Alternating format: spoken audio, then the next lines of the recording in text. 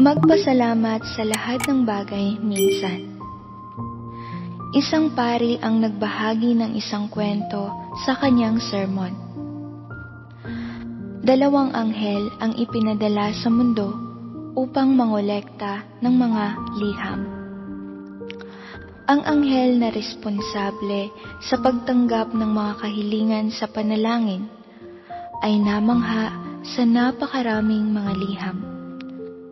Halos hindi na makalipad. Samantala, ang anghel na namamahala sa pagtanggap ng mga liham ng pasasalamat ay may madaling gawain dahil kakaunti lamang. Ang kwentong ito ay nagpaisip sa akin. Mas marami ba tayong hinihiling at hindi gaanong nagpapasalamat?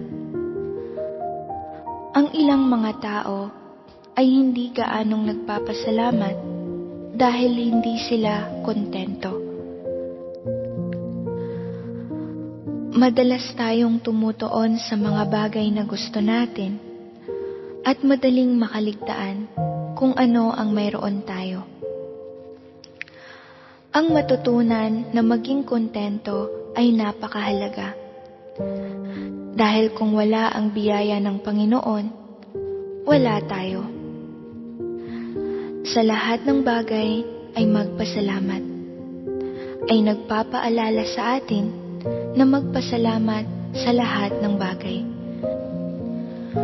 Bagamat ang ilang mga sitwasyon ay maaaring mukhang hindi kaaya-aya, mahirap o masakit, ang mga ito ay may kasamang mga pagsubok at masaganang biyaya at mga pagpapala mula sa Panginoon. Gaya ng sinasabi sa Roma 8:28, ang lahat ng mga bagay ay nagkakalakip na gumagawa sa ikabubuti ng mga nagsisiibig sa Diyos. Mga kapatid, naway simulan natin ang bawat araw sa panalangin at puso ng pasasalamat.